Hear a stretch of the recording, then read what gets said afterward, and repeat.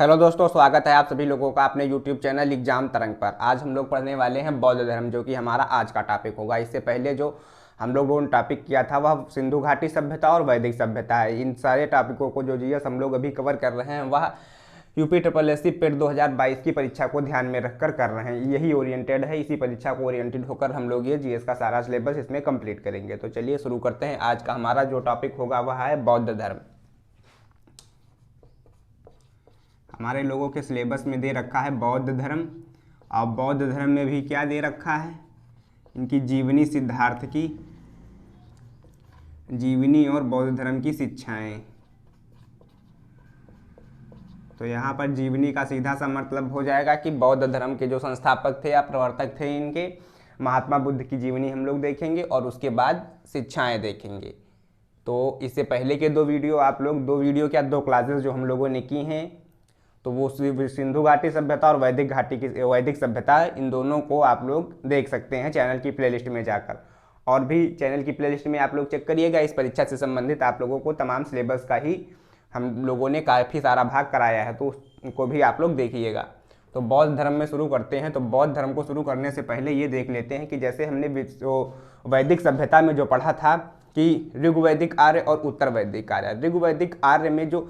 ऋग्वैदिक आर्य जो थे वहाँ पर जो उनका समाज था तो वह काफ़ी समतामूलक समाज था, समाज में भेदभाव नहीं थे, और धर्म जो था वह मनुष्य के नैतिक मूल्यों पर टिका होता था। और उत्तर वैदिक काल में आते आते हम लोग देखते हैं कि धर्म जो होता है वो बस केवल एक आडंबरों का केंद्र हो जाता है। वहाँ पर कई सारे नियम, कठोर कानून बनाए जाते हैं जिनसे कि आम जनता जो होती है, और उन जो नियम कानून बनाए जाते हैं वो ब्राह्मणों के द्वारा बनाए जाते थे और उन्हीं के द्वारा वो कार्य किए जाते थे। जैसे किसी भी जो निम्न वर्ग के होते थे, जैसे उनको छोड़ दिया जाए, ब्राह्मणों को तो क्षत्रिय हो गए, चाहे वैश्य हो गए, चाहे शूद्र हो गए, उनमें से सबसे निम्नतम स्थिति शूद्र की थी। और इनके द्वारा तमाम तरह के बड़े बड़े यज्ञों का अनुष्ठान किया जाता था और बदले में दक्षिणा के रूप में काफ़ी सारी वस्तुएं मांगी जाती थी, जिससे समाज इन आडंबरों से अब ऊब चुका था। और यहीं पर गौतम बुद्ध जी के द्वारा जो है मानव समाज में करुणा, दया एवं उदारता का आगे बल दिया जाता है कि इन चीज़ों को, ये चीज़ें धर्म के अंतर्गत आनी चाहिए। तो वहीं से इस धर्म को काफ़ी बल मिलता है। और आगे चलकर आप लोग देखेंगे कि उस समय की जो पूरे विश्व की आधी से अधिक जनसंख्या इसको जो है बौद्ध धर्म को अपना चुकी थी 8वीं-9वीं शताब्दी के अंतर्गत। 5वीं शताब्दी, 6ठी शताब्दी से लेकर फिर आगे ये आप लोगों का चलता रहेगा 10वीं शताब्दी तक, ये अपने उच्च काल पर होता है। तो आइए चलिए देखते हैं इसको हम लोग। बौद्ध धर्म शुरुआत हम लोग करते हैं, तो जो शुरुआत करेंगे वो शुद्धोधन से करेंगे। ये कौन होते हैं अभी बताते हैं। शुद्धोधन ये होते हैं, ये शाक्य वंश के राजा होते हैं। शाक्य वंश के राजा। और ये कहाँ है? कपिल, वहाँ पर है। ये साम्राज्य जो होता है ये कपिल वस्तु यानी कि कोसल साम्राज्य।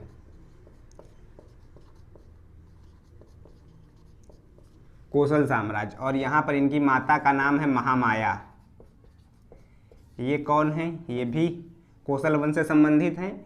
और इनका जो होगा ये राम गांव की कोली कन्या, राम गांव की कोली कन्या। ये केवल इनकी जीवनी देख रहे हैं हम लोग, कोली कन्या थी। तो इन दोनों लोगों का विवाह हुआ और यहीं पर सिद्धार्थ का जन्म हुआ। सिद्धार्थ का जन्म आगे चलकर आप लोग देखेंगे कि यही सिद्धार्थ आगे जाकर जब बोध गया में ज्ञान प्राप्त करते हैं तब उनको वहीं पर गौतम बुद्ध कहा जाता है और वहीं पर इनको शाक्य मुनि कहा जाता है, और संबोधि तमाम नामों से हम लोग इनको आगे देख रहे होंगे। और इनका सिद्धार्थ का जन्म कब होता है? ये समय कौन सा था? 563 बीसी। 563 बीसी में आगे चलकर सिद्धार्थ का जन्म होता है। और इनके जन्म के 7वें दिन जो होता है, इनकी माता जी की मृत्यु हो जाती है। इनकी माता की मृत्यु होने पर जो होता है, इनका लालन पालन पोषण किया था इनकी मौसी प्रजापति गौतमी ने। लालन पालन इनकी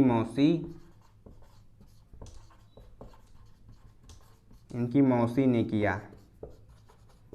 और इनकी मौसी का नाम क्या है? प्रजापति गौतमी। प्रजापति गौतमी। और आनंद के कहने पर प्रजापति गौतमी ही वो पहली महिला होती हैं जो बौद्ध संघ में प्रवेश करती हैं। बौद्ध संघ ये क्या था हम लोग आगे चलकर देखेंगे। तो और इनके जन्म पर माता की मृत्यु के बाद इनका लालन पालन जो होता है इनकी मौसी प्रजापति गौतमी के द्वारा किया जाता है। और इनके जन्म पर ही एक ऋषि थे कालदेव, उनका नाम कालदेव, और कहीं कहीं पर आप लोगों को कौंडिन्य शायद मिले, कौंडिन्य। इन्होंने भविष्यवाणी की थी कि यह बालक आगे चलकर या तो बहुत बड़ा योद्धा बनेगा या बहुत बड़ा सन्यासी बनेगा।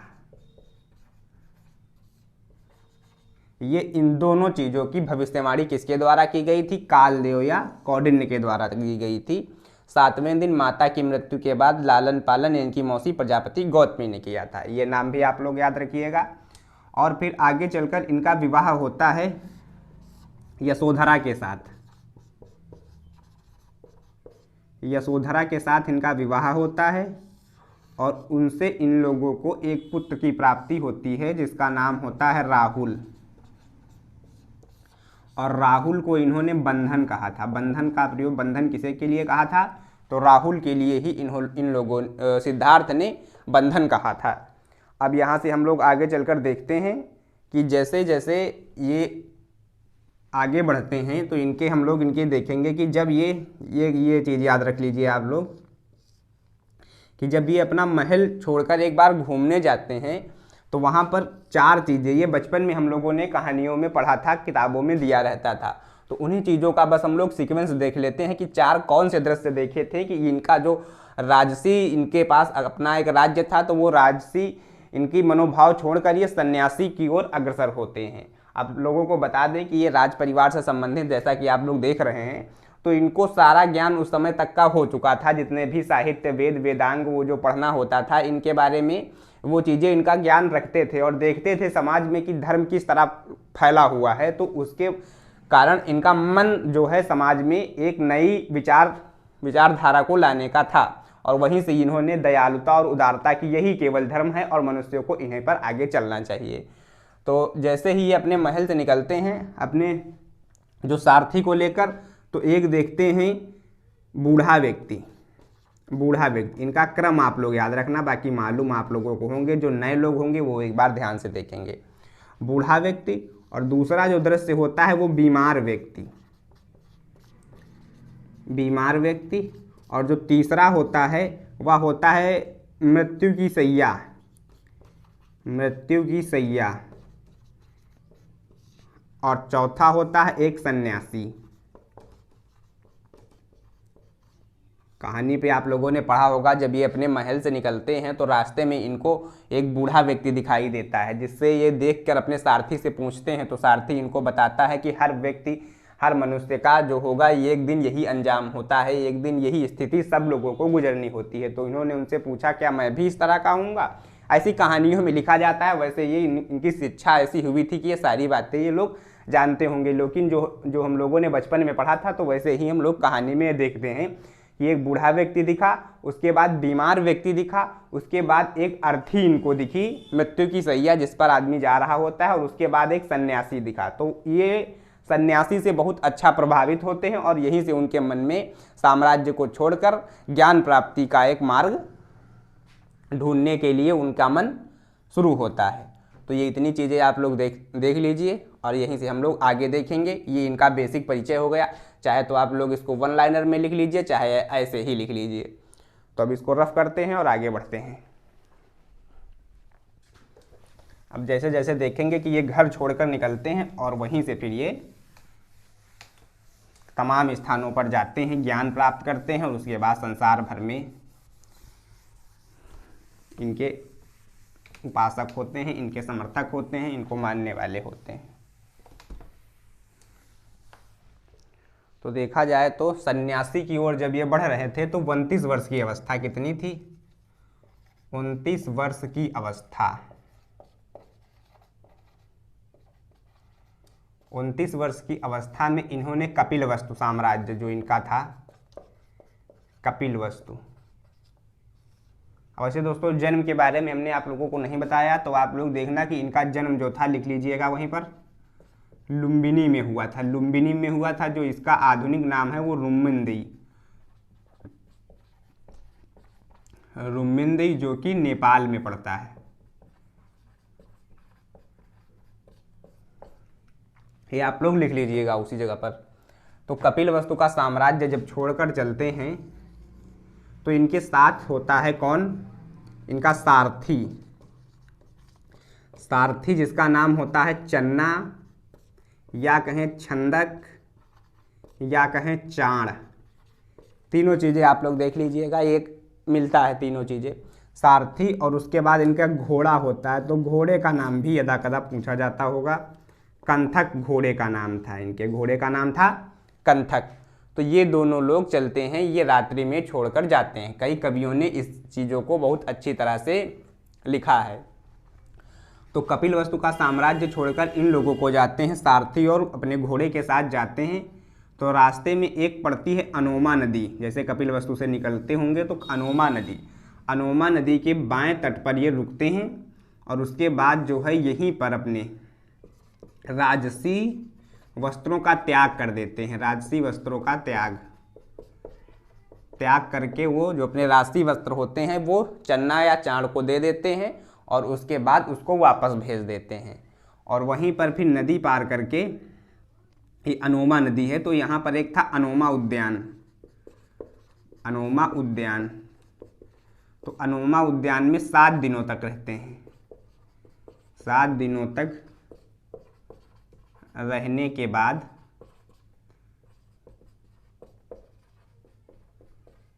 आगे प्रस्थान करते हैं। अनोमा उद्यान में 7 दिनों तक रहने के बाद आगे प्रस्थान करते हैं। और यहाँ के बाद ये जो जाते हैं तो वैशाली में जाते हैं। कहाँ पर इनका अगला स्टॉपेज होता है, वैशाली, अगला स्टॉपेज होता है वैशाली। वैशाली में क्या होता है कि इनके गुरु आलार कलाम, आलार कलाम इनके गुरु, ये सांख्य दर्शन के गुरु होते हैं, इनको सांख्य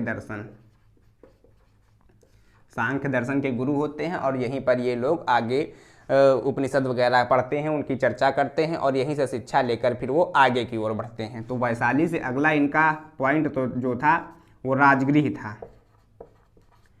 राजगृह था। और राजगृह में आप लोग देखेंगे कि इनके एक अगले गुरु होते हैं, दो होते जो हैं रुद्रक रामचंद्र, रुद्रक रामचंद्र, जो कि योग दर्शन के इनके गुरु होते हैं, योग दर्शन के। और यहाँ पर रुद्रक रामचंद्र जी से शिक्षा लेकर ये आगे बढ़ते हैं और वहाँ पहुँचते हैं उरुरवेला। उरुरवेला एक स्थान है, आप लोग इसको याद रखिएगा। उरुरवेला में इनके 5 दोस्त बनते हैं, इनके 5 साथी होते हैं। उन 5 का नाम आप लोग याद रखिए, जैसे हो गए अज्जी, अज्जी, दूसरा असज्जी, अज्जी असज्जी, वप्प, भोदीय या भदी लिखा होता है, और कौडिन्य। अज्जी, असज्जी, वप्प, भौदी और कौंडिन्य। तो ये लोग क्या करते हैं, ये 5 और एक सिद्धार्थ मिलकर यहाँ पर उरुरवेला में 6 वर्षों तक तपस्या करते हैं, 6 वर्षों तक तपस्या करते हैं। और उरुरवेला में ही एक विवाद हो जाता है जिसको बोला जाता है खीर विवाद। जैसे आप लोग देखिएगा खीर विवाद, खीर विवाद में क्या होता है, जो उरुरवेला का सेनापति होता है उसकी पुत्री जो होती है सुजाता, वह खीर लेकर आती है, और जिसको ग्रहण करने के पश्चात ये अज्जी, असज्जी, वप्प, भोंडी और कौदिन्य से इनका मतभेद हो जाता है। इनके 5 दोस्तों का कहना होता है कि जब हम लोग शारीरिक मोहमाया, सांसारिक मोहमाया को छोड़ चुके हैं तो आपने उनके द्वारा दी हुई खीर को कैसे ग्रहण किया। यहीं से इन लोगों में, इन 5 ब्राह्मणों में और महात्मा बुद्ध में यानी कि सिद्धार्थ में विवाद हो जाता है, और ये 5 ब्राह्मण इनको छोड़कर आगे चले जाते हैं। और उरुरवेला के बाद आप लोग देखना कि बोध गया आता है, बोध गया, और बोध गया ही वही स्थान होता है जहाँ से ये महात्मा बुद्ध बनते हैं। तो इनका नाम आप लोग क्या करिए कि आलार कलाम, रुद्रक रामचंद्र, सांख्य दर्शन और योग दर्शन। आप लोग एक हेडिंग बना लीजिए कि महात्मा बुद्ध के गुरु, तो उसमें आलार कलाम लिख लीजिए, रुद्रक रामचंद्र लिख लीजिए, एक लिख लीजिए बृहस्पति, ये इनके वैदिक दर्शन के गुरु थे, वैदिक साहित्य। तो ये आलार कलाम, रुद्रक रामचंद्र और बृहस्पति। तो बोध गया में जाते हैं तो 8वें दिन इनको जो है जाम्भिक गांव, इसको दोस्त दिख रहा है ना आप लोगों को, तो 8वें दिन पीपल वृक्ष के नीचे, पीपल वृक्ष के नीचे गांव था जाम्भिक गांव, जाम्भिक गांव में पीपल वृक्ष के नीचे। और नदी कौन सी? निरंजना या पुनपुन नदी, निरंजना या पुनपुन नदी, पुनपुन नदी के किनारे इनको ज्ञान की प्राप्ति होती है। और वहीं से बोध गया में ही जिस दिन इनको ज्ञान प्राप्ति होती है, और कौन सा दिन होता है वो? वैशाख पूर्णिमा का दिन।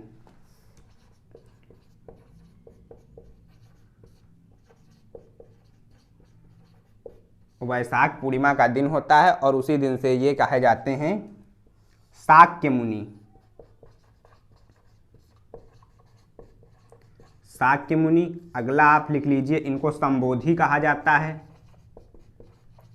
संबोधि कहा जाता है। और गौतम बुद्ध नाम इनका वहीं से पड़ा, गौतम बुद्ध।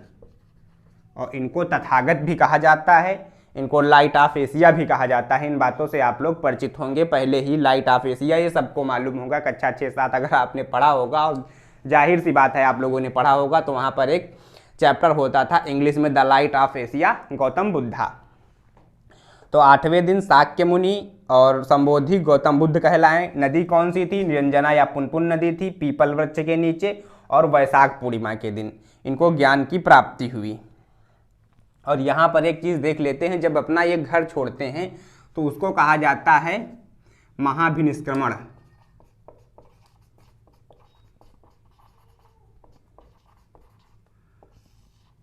ये आप लोग लिख लीजिएगा, इम्पॉर्टेंट है कि जैसे ही अपना साम्राज्य छोड़कर वैराग्य की ओर निकलते हैं, सन्यासी की ओर अग्रसर होते हैं, तो उस घटना को क्या कहा जाता है?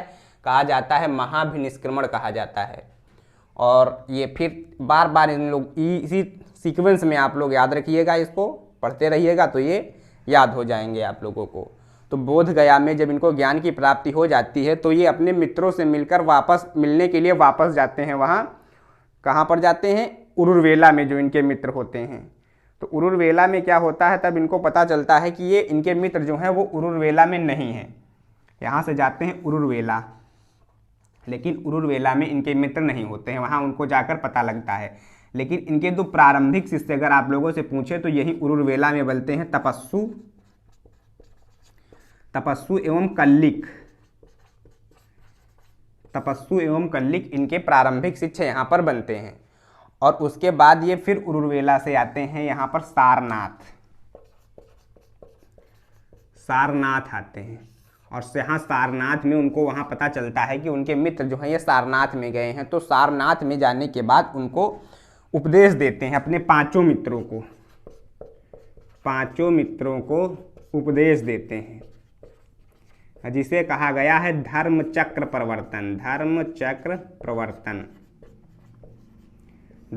प्रवर्तन। ये क्या था? ये बुद्ध का पहला उपदेश था। यहाँ पर आप लोग लिख लीजिएगा, शायद नीचे ना दिख रहा हो। तो धर्म चक्र प्रवर्तन बुद्ध का पहला उपदेश होता है। ठीक है, पहला ज्ञान अपने पांचों मित्रों को दिया जाता है सारनाथ में। और सारनाथ को आगे क्या कहा जाता है? ये एक चीज़, महाभिनिष्क्रमण और धर्म चक्र प्रवर्तन क्या है ये आप लोग याद रखिए। और उसके बाद जब इनकी मृत्यु होती है 483 BC में, तो उसको कहा जाता है महापरिनिर्वाण। ये आगे हम लोग देखेंगे। और तो यहाँ पर और चीज़ें देख लेते हैं। सारनाथ का अन्य नाम क्या है? और भी नाम है। तो इसको कहा जाता है ऋषिपत्तनम,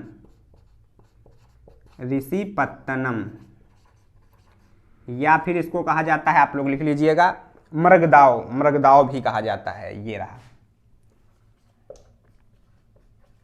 मृगदाव, ये आप लोग कॉपी की किसी भी साइट में ऊपर हेडर या फुटर में इन चीज़ों को लिख सकते हैं और उसके बाद आप लोग जब दोबारा 4-5 दिन या 10 दिन 15-20 दिन 1 महीने बाद जब रिवीजन करें तो इन चीज़ों को ध्यान करने की कोशिश करें कि ये है क्या, और नहीं है तो फिर आप लोग अपना नोट्स देखिए और फिर इन चीज़ों को देखिए। इस तरह ये अच्छी तरह से याद हो जाते हैं।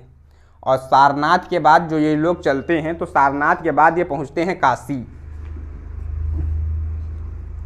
सारनाथ के बाद ये पहुँचते हैं काशी, और काशी में ही यश नामक व्यापारी, इनका यश नामक व्यापारी इनका शिष्य बनता है।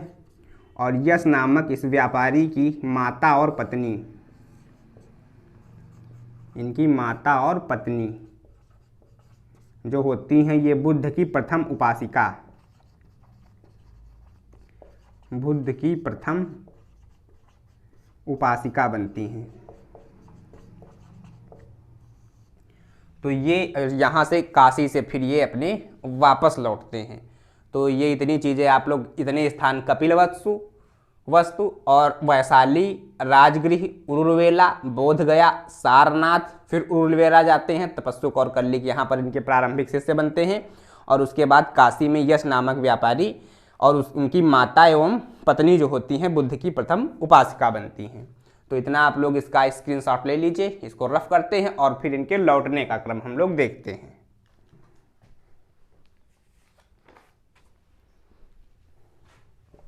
लौटने के क्रम में कुछ हम लोग महत्वपूर्ण चीज़ें देख लेंगे, सारी चीज़ें नहीं देखेंगे। इसमें भी महत्वपूर्ण देखा है, यहाँ से प्रश्न अक्सर बनते रहते हैं।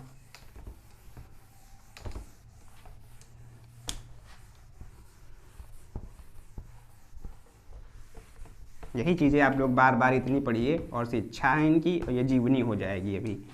अभी जाने का क्रम। अब लौट के जब आते हैं तो इनको हर जगह बहुत सम्मान मिलता है।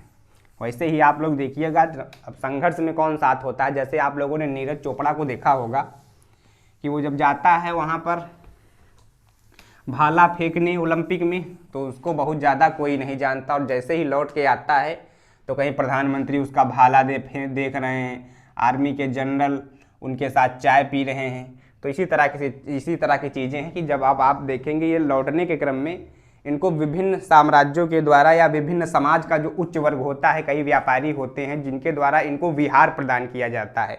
विहार क्या होते हैं? स्थल आश्रम कह सकते हैं आज के समय में, कि जिन जिन स्थानों पर ये जाते थे वहाँ पर इनको एक आश्रम दिया जाता था, उनको विहार बोलते हैं। तो अब लौटने का क्रम हम लोग देख लेते हैं। लौटने का क्रम क्या देखेंगे दोस्तों? इसमें हम महत्वपूर्ण स्थल देखेंगे। आपको मालूम होगा कि काशी से लौटने के बाद काशी में जब थे तो वहाँ पर यश नामक व्यापारी और जो होते हैं उनकी माता पत्नी इनकी प्रथम उपासिका बनती हैं। और उसके बाद ये आते हैं सारनाथ में। सारनाथ में इन्होंने अपना प्रथम वर्षावास व्यतीत किया।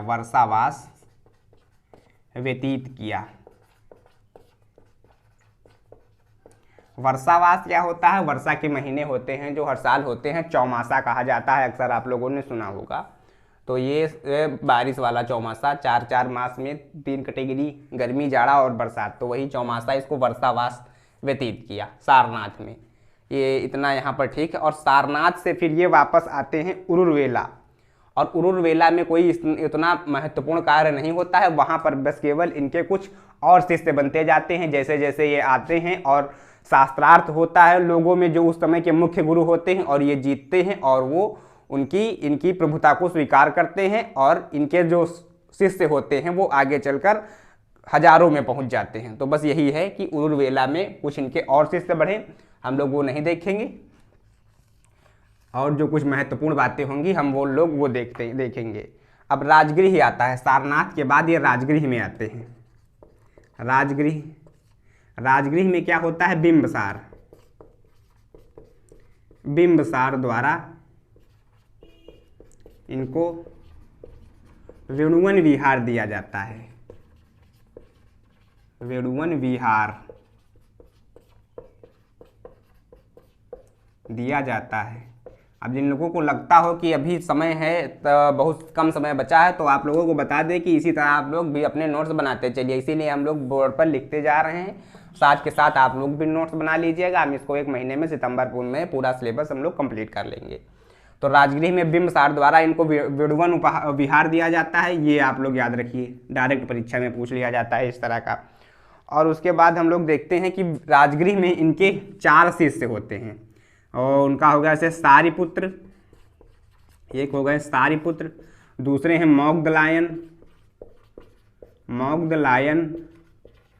तीसरे हैं आप लोगों को अभय और उपाली। और उनमें से सारिपुत्र और मौग्धलायन जो होते हैं, इनकी जो है इनकी अस्थियां सांची के स्तूप में बुद्ध के साथ रखी गई हैं, बुद्ध के साथ रखी गई हैं। तो कभी पूछ सकता है कि सांची के स्तूप में उनके कौन से शिष्य थे जिनकी अस्थियां रखी गई हैं, तो ये सारिपुत्र और मौग्धलायन है। अभय और उपाली में, उपाली को हम लोग अभी आगे जब इनकी शिक्षाएं पढ़ेंगे देखेंगे तब देखेंगे कि विनय पिटक की रचना उपाली के द्वारा की जाती है। अब सारनाथ हो गया, राजगृह हो गया, और उसके बाद अब कपिलवस्तु पहुंचते हैं। कपिलवस्तु आप लोग शुरुआत से अगर देख रहे होंगे तो ध्यान होगा कि ये अपने घर पहुंचते हैं। कपिलवस्तु अपने गांव नगर ज्ञान प्राप्त करने के बाद, ये बिल्कुल वैसा ही क्षण होगा जब आप लोग नौकरी सरकारी आप लोगों की लग जाएगी, उसके बाद आप लोग लौटेंगे DVPST करा के या ज्वाइनिंग लेटर लेके। तो वही वाली फीलिंग एकदम समझिए कि कपिलवस्तु में अपने परिवार को शिक्षित करते हैं, अपने परिवार को शिक्षित करते हैं या उपदेश देते हैं।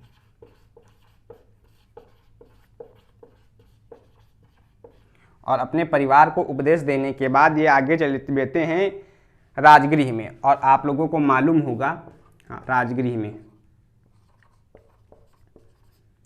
हमने अभी जब इनके जाने का क्रम पढ़ रहे थे तो उसमें देखा था कि कपिलवस्तु से छोड़ा था तो ये अनुपेय उद्यान, वो जो था अनोमा नदी के किनारे जहाँ पर 7 दिनों तक रहते हैं, तो वहीं पर ये बीच में आप लोग देख लीजिएगा कि अनुपेय उद्यान में आनंद से इनकी मुलाकात होती है। आनंद इनके शिष्य होते हैं, आनंद इनके शिष्य बनते हैं। और आप लोगों को मालूम होगा कि आनंद इनके प्रिय शिष्यों में से एक थे या प्रिय शिष्य थे। तो राजगृह हम लोग पढ़ेंगे, सारनाथ हो गया, फिर राजगृह, फिर कपिलवस्तु से फिर राजगृह। तो राजगृह में यहाँ पर क्या होता है कि इनको देवव्रत ने 3 बार मारने का प्रयास करते हैं। जब दोबारा जाते हैं तो देवव्रत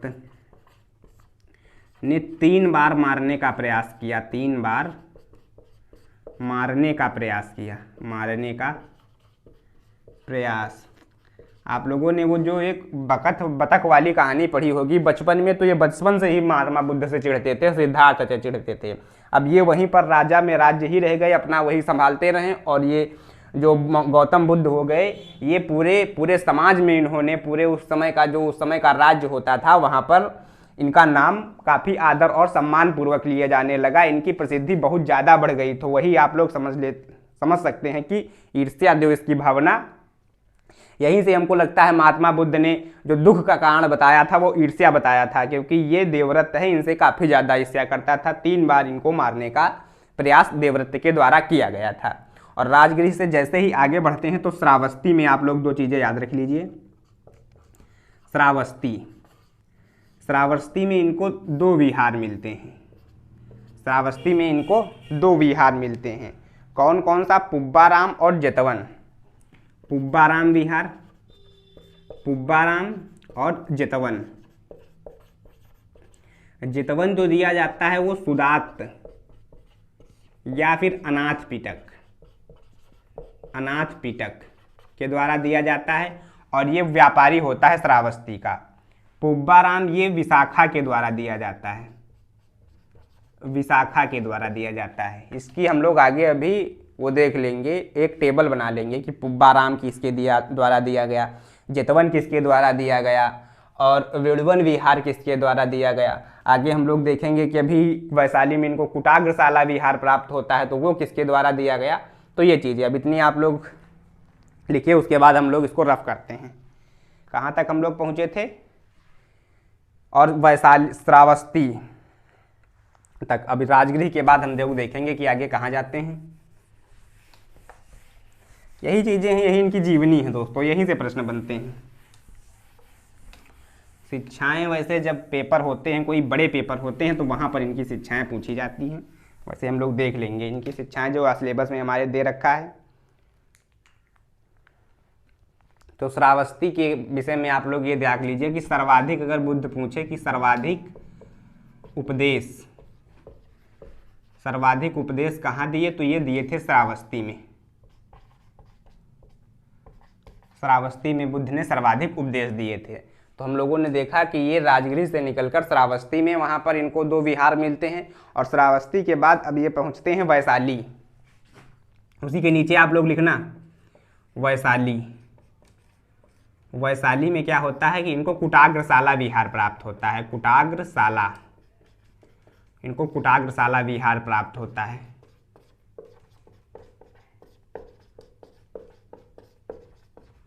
कुटाग्रशाला विहार प्राप्त होता है, और यहीं पर जो होता है कि ये आनंद के कहने से, आनंद इनका प्रिय शिष्य होता है, आनंद के कहने से बौद्ध संघ में महिलाओं के प्रवेश की अनुमति दी जाती है। महिलाओं के प्रवेश की अनुमति। और बौद्ध संघ क्या था दोस्तों, ये होते थे बौद्ध भिक्षुओं को, या फिर जो बौद्ध के अनुयायी होते थे, तो उनके लिए बौद्ध संघ का निर्माण किया गया था। और बौद्ध संघ का निर्माण जो होता था, यहाँ पर क्या होता था, प्रवेश की शर्तें अगर देख लेते हैं, अब इसी समय देख लेते हैं प्रवेश की शर्तें। प्रवेश की शर्तों में क्या था यहाँ पर कि जो उपासक होगा, जो इसमें प्रवेश करेगा, तो वो 14 वर्ष से ऊपर का होना चाहिए। 14 वर्ष से ऊपर का होना चाहिए। और जो 14 वर्ष से अगर नीचे है, तो अभिभावक या संरक्षक के द्वारा उसको अनुमति लेनी होगी। और यहाँ पर देखा जाए तो जो रोगी, सैनिक, वृद्ध, अपंग, चोर, तो उनको प्रवेश नहीं दिया जाता था। अब प्रवेश की शर्तों में देख लेते हैं, या फिर यही चीज़ आप लोग देखिए, बाकी वो लिख लीजिए। और यहाँ पर एक वर्ड आता है प्रवज्जा। प्रवज्जा क्या होता था कि सांसारिक या सामाजिक परिवेश से निकलकर, या सामाजिक जो सांसारिक गृहस्थ जीवन होता था, या उससे निकलकर जब बौद्ध संघ में कोई प्रवेश लेता था, तो उसकी जो क्रिया विधि होती, जो प्रोसेस होता था, उसको कहा जाता था प्रवज्जा कहा जाता था। तो बस इतनी चीज़ आप लोग ये शब्द याद रख लीजिए। बाकी बौद्ध संघ में महिलाओं की प्रवेश की अनुमति दी जाती है। कहाँ पर, वैशाली में। किसके कहने से, आनंद के कहने से। अब अगला इनका स्थान होता है कौशाम्बी पहुँचते हैं ये। हेडिंग में आप लोग लीजिए कौशाम्बी पहुँचते हैं। और कौशाम्बी में इनको उदयन द्वारा घोषिताराम विहार दिया जाता है। कौन देता है, उदयन द्वारा घोषिताराम विहार। घोषिताराम विहार दिया जाता है। और उदयन जो है किसके प्रभाव में इसने बौद्ध धर्म को अपनाया था, तो पिंडोला के प्रभाव में। बौद्ध भिक्षु पिंडोला था, पिंडोला के प्रभाव में इन्होंने उदयन के द्वारा ये अपनाया जाता है बौद्ध धर्म। और उसके बाद पहुंचते हैं वैशाली। वैशाली में क्या होता है कि अंगुलीमाल डाकू से मिलते हैं। अंगुलीमाल डाकू से ये मिलते हैं।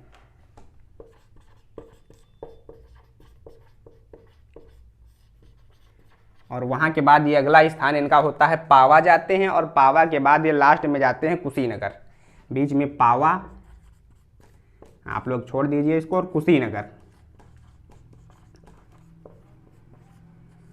कुशीनगर जो होता है, यहीं पर 483 BC में इनकी मृत्यु होती है।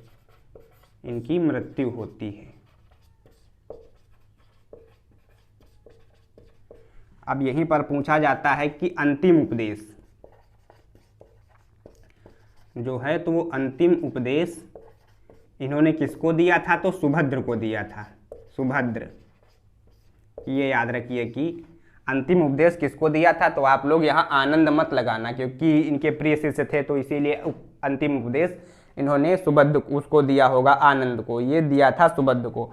483 BC में इनकी मृत्यु हो जाती है। इनकी मृत्यु होने के बाद इनकी अस्थियों को ले जाकर स्तूप बनवाए जाते हैं, जो कि इनके पिता, जैसे इनके पिता शाक्य वंश के लोग ले जाते हैं, इनकी माता के वंश के लोग, जैसे उनकी तरफ के लोग, इनके नाना नाना या मामा मामी के जो होते थे, राम गांव के कोली ले जाते हैं।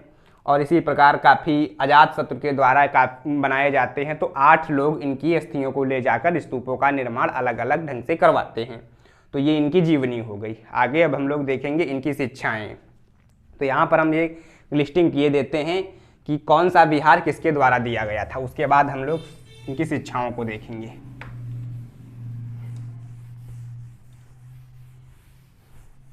वैसे अलग अलग लिखा, अब इसकी हम लोग लिस्टिंग कर लेते हैं। जैसे वेणुवन विहार, वेणुवन विहार हो गया। वेणुवन विहार किसके द्वारा दिया गया था? अभी हम लोगों ने देखा था कि ये राजगृह में दिया गया था। कहाँ पर, स्थान कहाँ था? राजगृह। और किसके द्वारा दिया गया था? बिंबसार। बिंबसार, आप लोग कंफ्यूज ना होइएगा, क्योंकि बिंबसार जो है ये बिंबसार है, और आगे चलकर आप लोग पढ़ेंगे एक बिंदुसार जो अशोक का पिता होता है, तो वो मौर्य वंश का होता है बिंदुसार, और ये बिंबसार है। वेणुवन विहार राजगृह में बिंबसार ने दिया था। और जो पुब्बाराम है, पुब्बाराम और जेतवन, पुब्बाराम और जेतवन, ये इनको दिए जाते हैं कहाँ पर? श्रावस्ती में। और श्रावस्ती में जो पुब्बाराम देता है वो है विशाखा। और यहाँ पर ये जो जेतवन विहार होता है ये सुदात या अनाथ पिटक के द्वारा दिया जाता है। तो एक विहार, ये दूसरा हो गया, ये तीसरा हो गया। तो आप लोग ऐसे ही लिस्ट बना लीजिएगा इनकी। अब कुटाग्रशाला एक विहार होता है, कुटाग्रशाला, ये इनको दिया जाता है वैशाली में। किसने दिया था? इसका कुछ प्रमुख वर्णन नहीं है, आप लोगों को अगर मिले तो आप लोग लिख लीजिएगा और कमेंट बॉक्स में भी बताइएगा हमें भी। और कुटाग्रशाला के बाद ये जो 5वां था, ये घोषिताराम विहार उदयन द्वारा दिया जाता है। घोषिताराम विहार होता है, ये किसके द्वारा दिया जाता है? कौशाम्बी में। कौशाम्बी में उदयन के द्वारा दिया जाता है, उदयन के द्वारा दिया जाता है। वेणुवन विहार, पुब्बाराम, जेतवन, कुटाग्रशाला, घोषिताराम, ये इंपॉर्टेंट है दोस्तों, ये आप लोग लिखिएगा और इनको याद करिएगा। तो हम लोग शिक्षाएं देखते हैं अगले वीडियो में। आप लोग चैनल को लाइक, शेयर और सब्सक्राइब अवश्य करें, और कमेंट में इन चीज़ों के बारे में हमको बताएं और अपने सुझाव दीजिए, अवश्य दीजिए। धन्यवाद।